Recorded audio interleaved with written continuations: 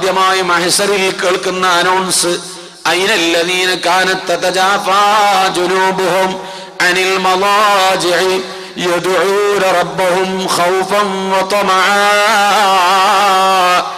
തഹജ്ജുദ് നിസ്കരിച്ച ആളുകൾ എവിടെ? ഇങ്ങോട്ട് വരൂ. ഇതാണ് മഹ്ശറിൽ ആദ്യം കേൾക്കുന്ന ശബ്ദം. അള്ളാന്റെ റസൂൽ ശഫാഅത്തിന് വേണ്ടി അള്ളാന്റെ മുമ്പിൽ ചെന്നിട്ട് ശഫാഅത്ത് ചെയ്യുന്നു. ഈ ജനങ്ങളെ രണ്ടാലൊരു തീരുമാനമാക്കണേ എന്ന്. ഇതാണ് ആദ്യത്തെ ശഫാഅത്ത്. ഈ ശഫാഅത്ത് ആർക്കെല്ലാം കിട്ടും? അബൂജാഹിലിനും കിട്ടും.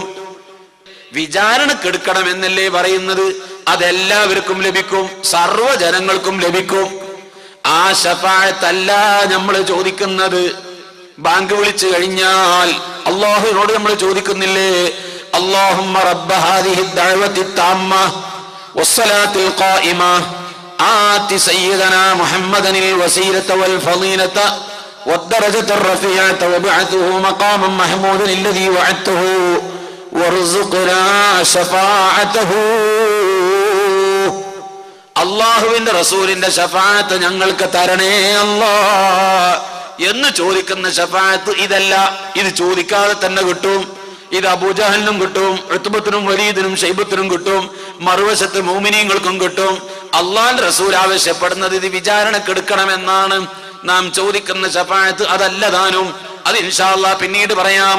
ബഹുമാനപ്പെട്ട പ്രിയപ്പെട്ട മുഅ്മിനീങ്ങളെ, റസൂലുള്ളാഹി പറയുന്നു ആദ്യത്തെ അനൗൺസ് തഹജ്ജുദ് നിസ്കരിച്ചവരെവിടെ? ഇങ്ങോട്ട് വരൂ. വഹും ഖലീൽ, കുറച്ചാളുകളെ ഉണ്ടാകൂ. അവര് മഹ്ശറയുടെ അപ്പുറത്തുനിന്നും 4 ഭാഗങ്ങളിൽ നിന്നും ഇങ്ങോട്ട് ഒരുമിച്ച് കൂടിയിട്ട് കുറഞ്ഞ ആളുകൾ ഒരു സംഘമായിട്ട് ഇങ്ങോട്ട് വരും.